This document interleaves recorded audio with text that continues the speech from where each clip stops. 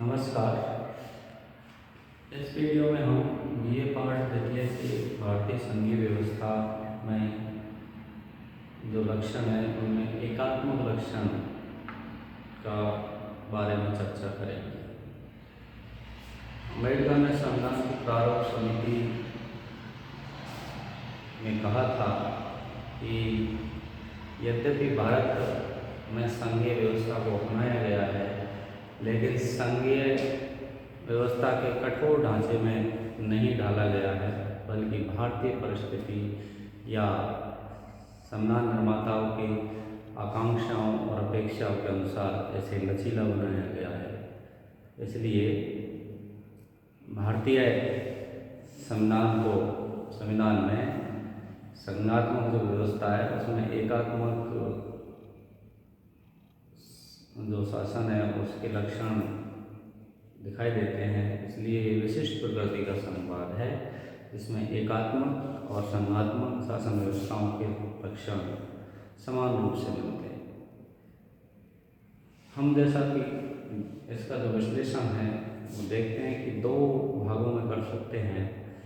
पहला, संविधान के अंतर्गत जो प्रावधान है उनमें किस प्रकार से कौन कौन से अनुच्छेद और कौन कौन से प्रावधान संघात्मक ढांचे में एकात्मक व्यवस्था के लक्षण दिखाई देते हैं। दूसरा, कुछ संविधानेतर प्रवृत्तियां हैं जो संविधान को में यद्यपि लिखित नहीं है लेकिन संविधान के बाहर विकसित हुई है, परंपराओं के रूप में या भारतीय परिस्थिति या जो राजनीतिक व्यवहार है उसके आधार पर विकसित हुई प्रवृत्तियाँ हैं जो संघात्मक स्वरूप को एकात्मक में ढाल देती है।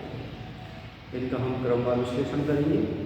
सबसे पहले भारतीय संघात्मक व्यवस्था में संविधान के अंतर्गत एकात्मक लक्षण।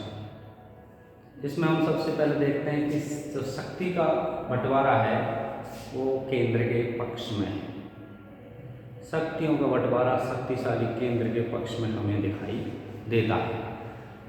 जैसा कि सूचियों के इस विभाजन से स्पष्ट है, संघ सूची, राज्य सूची, समवर्ती सूची और अवशिष्ट सूची। संघ सूची में सभी महत्वपूर्ण 99 विषय संविधान में रखे गए हैं, जिसमें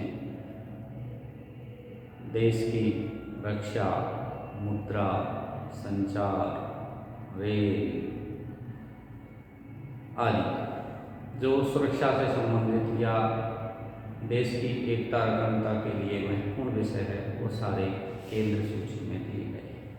राज्य सूची में स्थानीय महत्व के विषयों का वर्णन किया गया है, जिस पर कानून बनाने का अधिकार राज्यों को यद्यपि है, लेकिन जो 66 विषय हैं राज्य सूची में उनमें से कुछ विषयों को राज्यपाल राष्ट्रपति की अनुमति के लिए रख सकता है। कुछ विषय ऐसे हैं जिनको राज्यपाल कानून का रूप देने से पहले राष्ट्रपति की स्वीकृति के लिए रख लेता है, तो ये भी शक्तिशाली केंद्र के पक्ष में जाता है। कुछ ऐसे विषय हैं जिनको विधानसभाओं में प्रस्थापित करने से पहले राष्ट्रपति की पूर्व स्वीकृति आवश्यक है। इसी प्रकार से ये विषय यद्यपि विधायकों का क्षेत्राधिकार है, लेकिन यदि राज्यसभा उपस्थित पर मतदान करने वाले सदस्यों के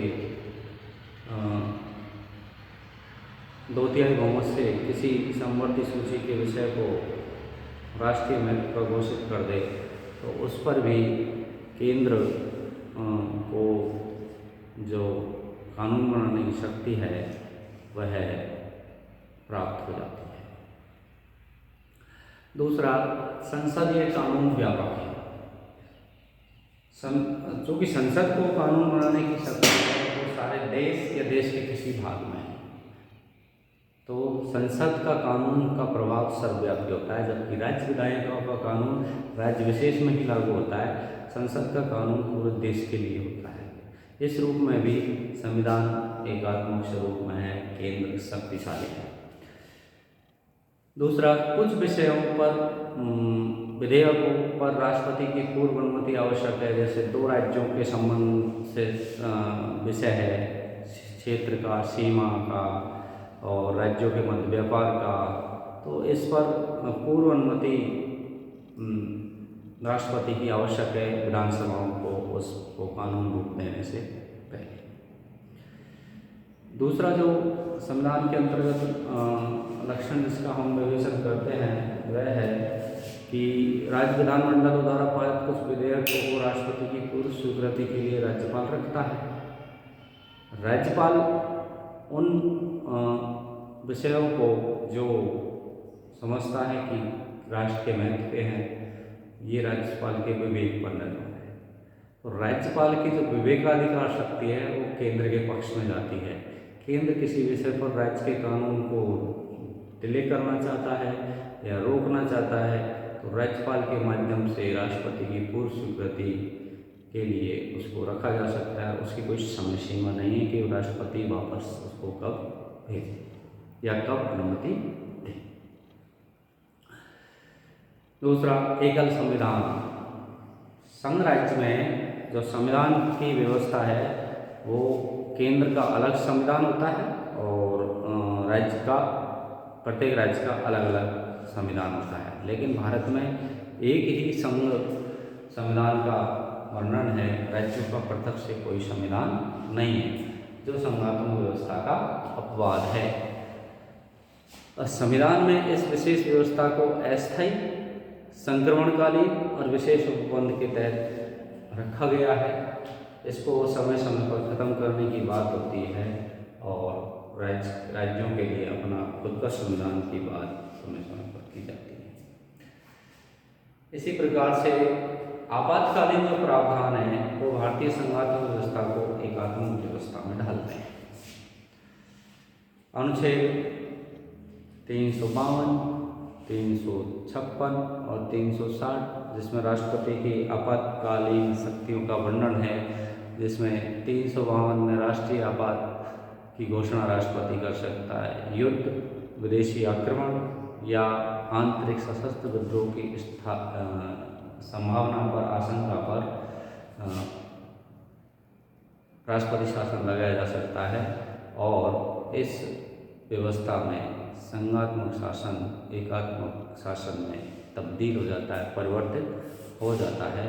ऐसी उद्घोषणा के बाद राज्य सूची के तमाम विषयों पर कानून बनाने का जो अधिकार है वो संसद को प्राप्त हो जाता है। इसी प्रकार अनुच्छेद 356 में के अंतर्गत राष्ट्रपति राज्यपाल की सलाह से या बगैर या उसको ऐसा अंदेशा हो जाए कि किसी राज्य का या राज्यों का शासन संविधान के प्रावधानों के अनुसार नहीं चल रहा है, तो राष्ट्रपति 356 का प्रयोग करके संबंधित राज्य सरकार को बर्खास्त कर देता है। लेकिन 2 महीने में उसकी स्वीकृति संसद के द्वारा दी जानी जरूरी है। इस प्रावधान में भी राज्यपाल केंद्र के प्रतिनिधि के रूप में काम करता है। अनुच्छेद 360 में भी ऐसी व्यवस्था है कि वित्तीय संकट की घोषणा हो जाती है और संपूर्ण देश के वित्त पर नियंत्रण है वो संसद को अंतर्गत आ जाती है। इस रूप में भी केंद्र और विभिन्न संकटकालीन प्रावधानों से एक मजबूत केंद्र के रूप में एकात्मक शासन व्यवस्था के लक्षण से भरपूर हो जाता है। राष्ट्रहित के संदर्भ में भी केंद्र शक्तिशाली है। इस रूप में हम देखते हैं कि केंद्र की कुछ विशेष दायित्व है, जिनमें केंद्र अंतर्राष्ट्रीय छवि और देश को शक्तिशाली या राष्ट्रीय महत्व को सर्वोपरि रखने के लिए केंद्र की जिम्मेदारी है। इसीलिए जो अनुच्छेद 253 है उसमें अंतर्राष्ट्रीय संधि समझौते के निर्वहन के लिए केंद्र को विशेष शक्तियाँ हैं कि वो उसके लिए वह राज्य सूची के विषयों पर भी कानून बना सकता है। राज्य की सीमाओं में परिवर्तन भी एक ऐसा प्रावधान है जो संघात्मक व्यवस्था को एकात्मक में ढाल देता है। संघात्मक व्यवस्था में राज्यों की सीमाओं में परिवर्तन संबंधित या प्रभावित राज्यों की सहमति के बगैर नहीं किया जा सकता। लेकिन भारत में जो अनुच्छेद 3 है उसके अनुसार संसद के अधिकार क्षेत्र में राज्य का कोई हिस्सा उससे पृथक कर दें या उस एक राज्य को 2 राज्यों में तब्दील कर दें या उसका क्षेत्रफल कम कर दे, उसका क्षेत्रफल विस्तार कर दे या किसी राज्य को केंद्र शासित प्रदेश घोषित कर दे, जैसे जम्मू कश्मीर को अभी किया है 370 को खत्म करके। तो ये संसद के एकाधिकार में है कि राज्य की सीमाओं में वह परिवर्तन कर सकता है और इसमें राज्य कुछ नहीं कर सकते। विरोध या आपत्ति दर्ज करा सकते हैं, मानना नहीं मानना ये केंद्र का विषय है। एक गहरी नागरिकता संविधान में संपूर्ण भारत के नागरिकों के लिए एक ही नागरिकता का प्रावधान है। भारतीय इंडियन पृथक नागरिकता संघात्मक शासन व्यवस्था की तरह नहीं है। तो इस सिद्धांत में राष्ट्रीय एकता को बढ़ावा देने के लिए प्रांतीय पृथकता से अधिक महत्व दिया गया है। इस रूप में भी भारतीय में जो संघात्मक व्यवस्था है उसमें एकात्मकता का ये लक्षण दिखाई देता है। एकीकृत न्यायपालिका, भारत में एकीकृत न्यायपालिका है, उसके पिरामिड आकार है, निचली अदालत से लेकर ऊपर तक सर्वोच्च न्यायालय है टॉप पर। उसमें भारतीय न्यायिक व्यवस्था जो एकीकृत है उसमें सर्वोच्च न्यायालय को सारे अंतर जो देश के अन्य न्यायालय हैं उनका अधीक्षण, उनका निर्देशन और नियंत्रण का कार्य उच्च न्यायालय का ही है। अपील की सर्वोच्च संस्था भी सर्वोच्च न्यायालय है, उच्च न्यायालय है। तो राज्य के जो उच्च न्यायालय हैं उनके निर्णयों के विरुद्ध सर्वोच्च न्यायालय या उच्चतम न्यायालय जिसको कहते हैं सुप्रीम कोर्ट में अपील की जा सकती है। इस प्रकार राज्य के उच्च न्यायालय का गठन केंद्रीय सत्ता के द्वारा ही किया जाता है। तो एकीकृत न्याय व्यवस्था जिसमें सर्वोच्च न्यायालय के निर्णय सारे देश में लागू होते हैं और वो न्याय के लिए अंतिम संस्था है। इस रूप में भी भारतीय जो संघात्मक व्यवस्था है उसमें एकीकृत न्यायपालिका एकात्मक व्यवस्था का लक्षण है। अखिल भारतीय सेवाएं, जो अंग्रेजों के समय की जो एक महत्वपूर्ण वेस्टमिनिस्टर मॉडल का एक प्रारूप है नौकरशाही का, केंद्र द्वारा भर्ती और राज्यों उनका कार्य क्षेत्र राज्य, ये मॉडल हमने चेंज नहीं किया। अखिल भारतीय सेवाएं IAS, IPS और जो अन्य अखिल भारतीय सेवाएं जिनको राज्यसभा कभी भी राष्ट्रीय में अपने डिसीजन से सर्जित कर सकती है, उनका कार्य, उनकी भर्ती और सेवा शर्तें केंद्र सरकार तय करती है, लेकिन उनका कार्य क्षेत्र राज्य होते हैं। तो राज्यों का नियंत्रण अखिल भारतीय सेवाओं के अधिकारियों पर नहीं होता है। इस रूप में भी भारतीय संघवाद की आलोचना की जाती है कि राज्यों को नियंत्रित करने के लिए नौकरशाही के रूप में एक मजबूत हथियार केंद्र सरकार के पास है अखिल भारतीय सेवाएं। उनके विरुद्ध जितनी भी कार्रवाइयाँ हैं, उनकी सेवा शर्तें हैं और अनुशासनात्मक कार्रवाई, वो सब केंद्र सरकार ही करती है। राज्य सरकारों को उसमें हस्तक्षेप करने का राइट नहीं है। इसी प्रकार से संविधान में संशोधन की सामान्यतः जो लोचशील व्यवस्था है वह भी एकात्मकता का लक्षण है कि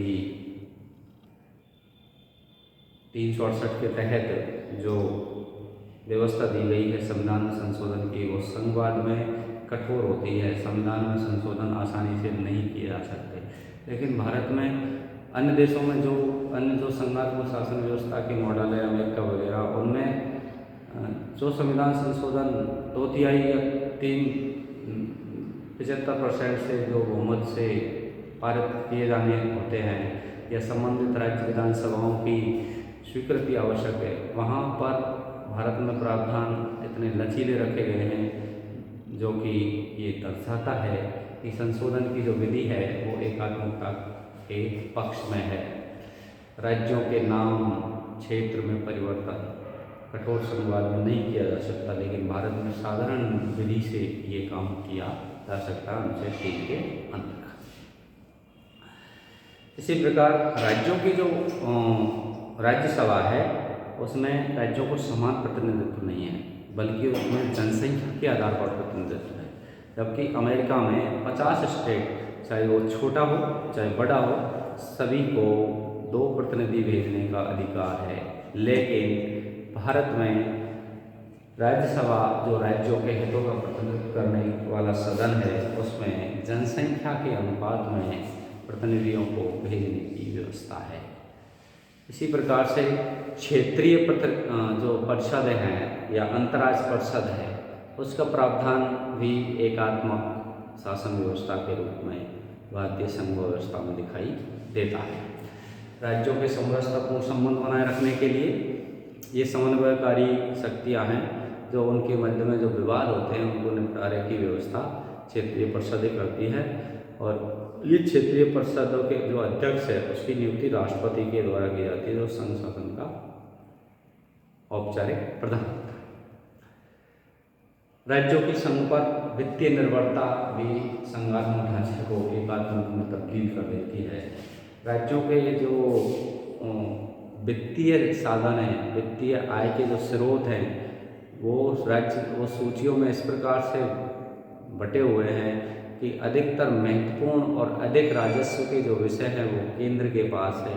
राज्यों की स्थिति उस स्थान पर कमजोर है। इसलिए राज्य को अपने जो प्रांत हैं उनको अपने सामाजिक आर्थिक सुधार के जो कार्यक्रम हैं उनको लागू करने के लिए हमेशा केंद्र की ओर देखना पड़ता है।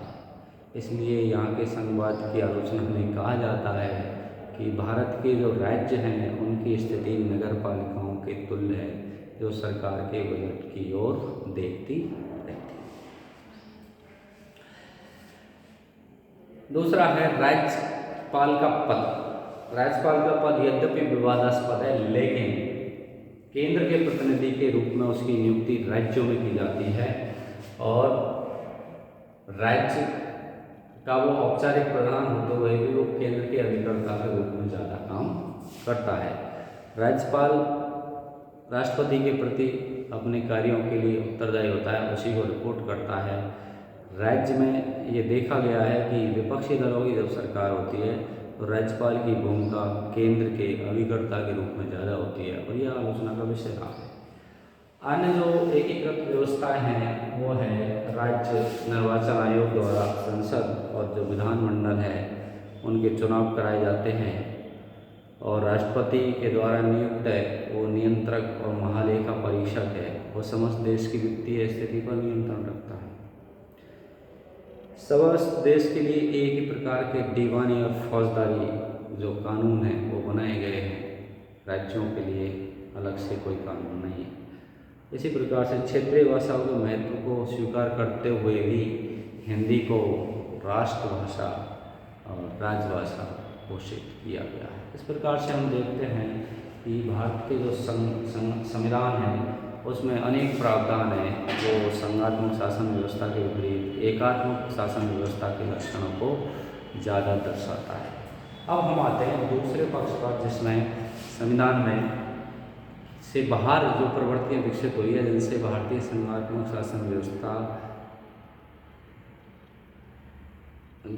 जो भारतीय शासन व्यवस्था है संघात्मक, वो एकात्मक के लक्षणों को ग्रहण करती आई है।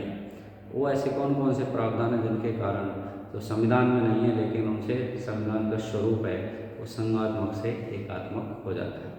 उनमें सबसे पहला कारण तो संविधान एक तरह एक दलीय प्रभुत्व की स्थिति।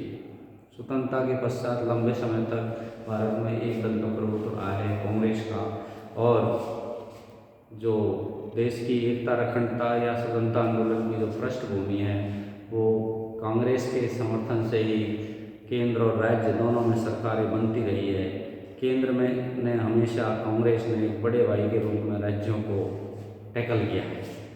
तो ये राजनीतिक दलों, विरोधी राजनीतिक दलों की या सहयोगी राजनीतिक दलों की सरकारें हैं, उनमें सामंजस्य की स्थिति है वो एक दलीय प्रभुत्व की स्थिति में आसान रहती है और भिन्न भिन्न दलों की केंद्र राज्य में सरकारें हों, विपरीत हितों की विचारधाराओं की हो, तो ये मुश्किल होता है। लेकिन अधिकतर समय ये रहा है 89 से और 2014 तक का फेज छोड़ दें या 77 से 80 का फेज छोड़ दे तो भारत में एक दलीय प्रभुत्व की स्थिति पाई जाती है।